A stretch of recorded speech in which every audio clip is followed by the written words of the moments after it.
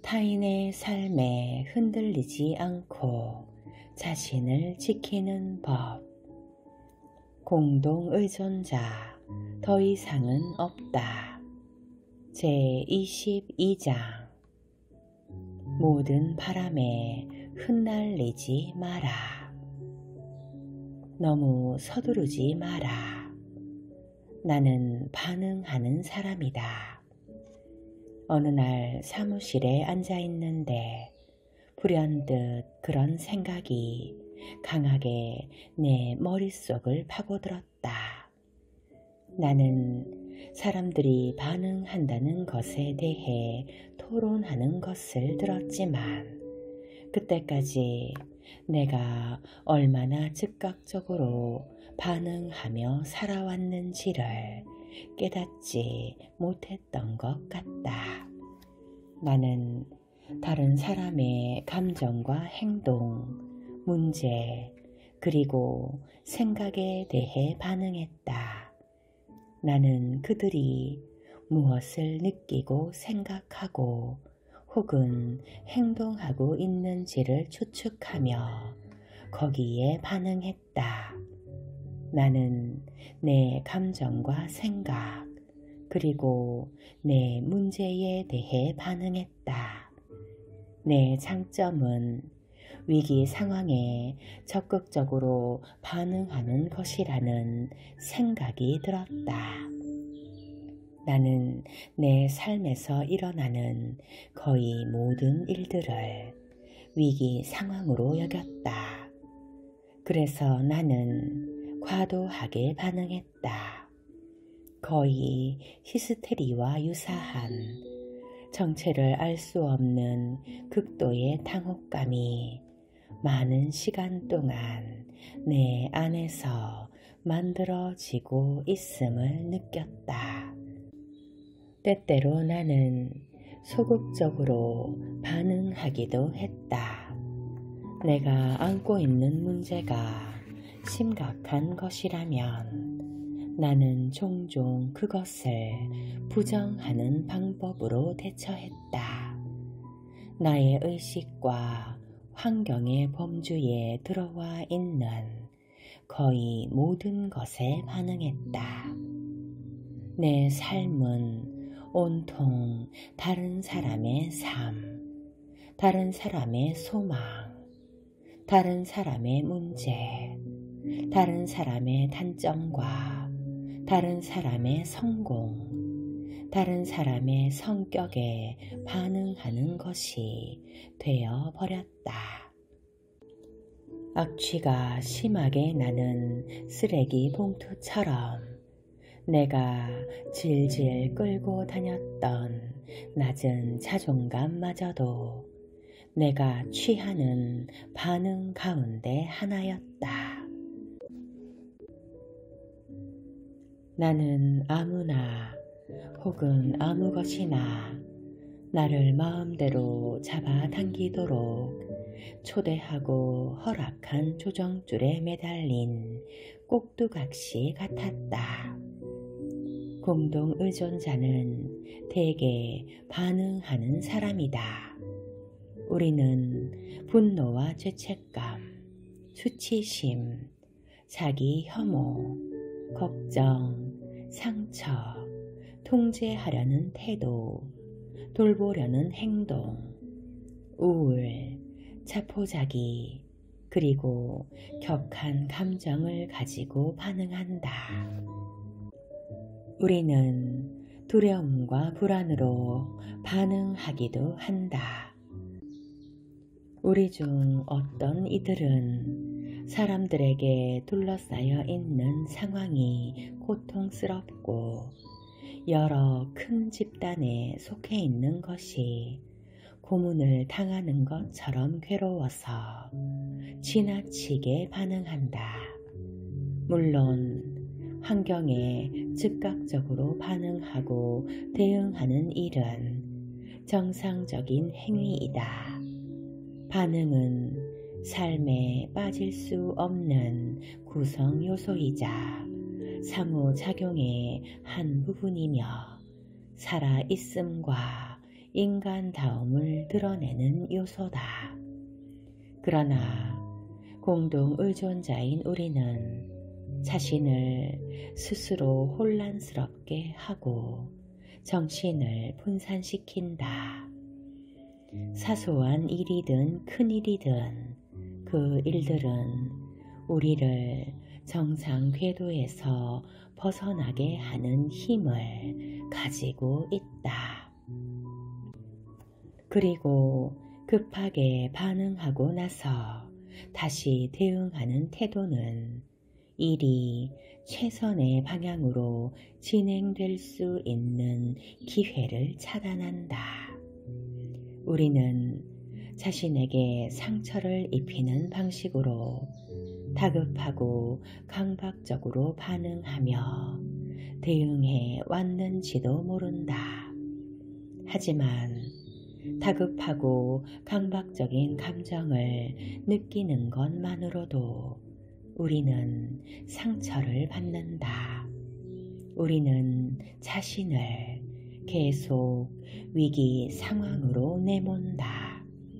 그래서 몸속에서 아드레날린이 분비되고 근육이 긴장하고 긴급하지 않는 경우에도 긴급한 상황처럼 즉각적으로 반응할 태세를 갖춘다.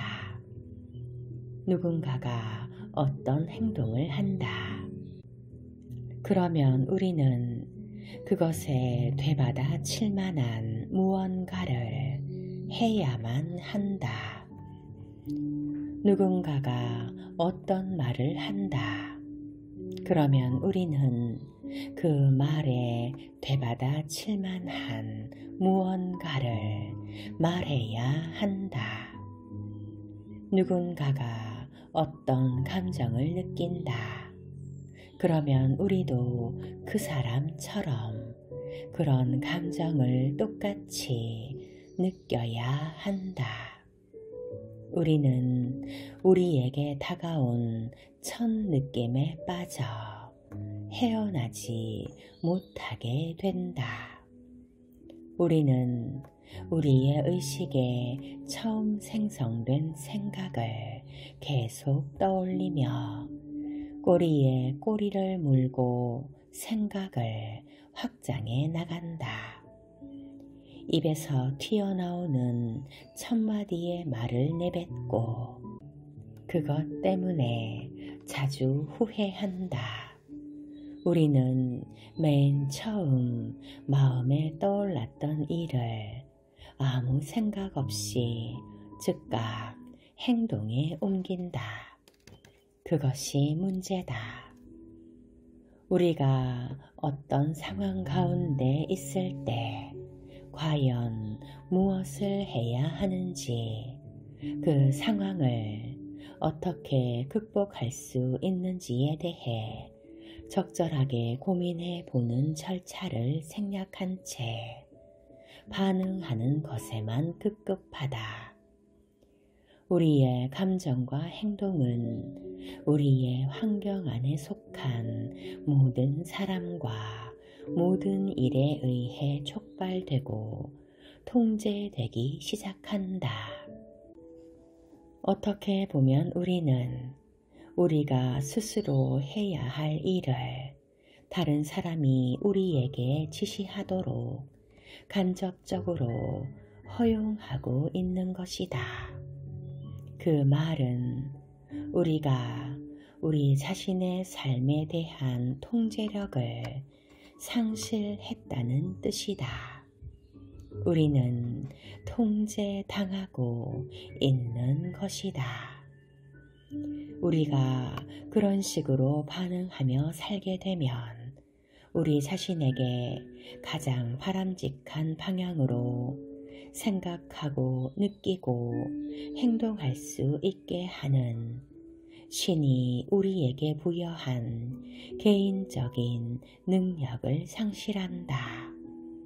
우리가 행복해야 할 때를, 평화로워야 할 때를, 혼란을 겪어야 할 때를, 그리고 우리가 말하고 행동하고 생각하고 느껴야 할 모든 것을 다른 사람이 결정하도록 내버려둔 꼴이 된다.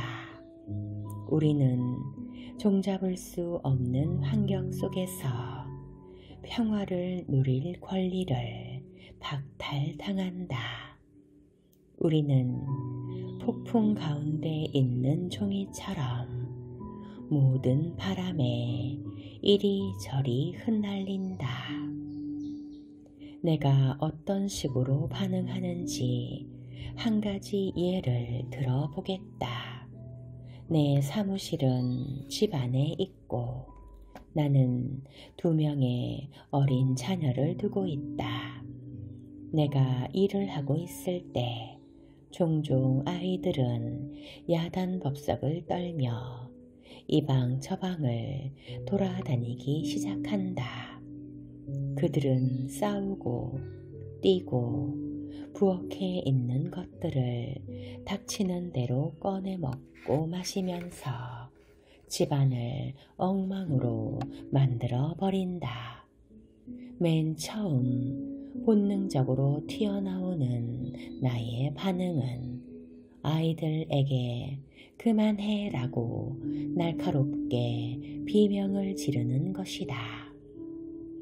2번째 반응은 더 큰 소리로 잇따라 그만하라고 외쳐대는 것이다. 연이어지는 반응들이 너무나 자연스럽다. 그런 식으로 반응하는 것이 사무실에서 일어나 세탁실을 거쳐 위층으로 올라간 다음 차분하게 아이들과 함께 내가 겪은 상황에 대해 이야기를 나누는 것보다 쉽게 느껴진다. 또한 그렇게 하는 것은 이 상황을 어떻게 해결해야 할지 시간을 들여 고민하는 것보다 쉬워 보인다. 그러나 그렇게 반응하는 것은 문제가 따른다. 고함을 치고 악을 질러대는 것은 별 효과가 없다. 사실 그렇게 하는 것도 쉬운 일이 아니다. 목을 아프게 할 뿐만 아니라 사무실에 앉아 고함치는 법을 아이들에게 가르쳐주는 꼴밖에 되지 않는다. 대체로 반응하는 것은 그다지 효과적이지 않다. 우리는 지나치게 강렬하고 급한 마음을 가지고 정말 빠르게 반응한다. 그런 마음의 상태로는 우리는 그 어떤 일에도 최선을 다할 수가 없다. 나는 우리가 그런 마음으로 일을 처리하도록 주변 환경이 우리를 내버려 둔다는 점이 모순이라고 생각한다. 우리가 평화로운 상태에서 잘 기능한다면 우리의 삶에서 이보다 더 좋은 것은 없다.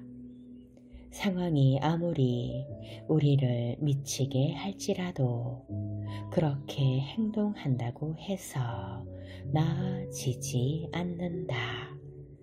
그렇다면 그 상황에서 우리는 왜 그렇게 행동하는 것일까? 이미 일어났고 일어날 것 같은 일어나고 있는 일들에 대해 불안해하고 두려워하기 때문에 우리는 반응하는 것이다.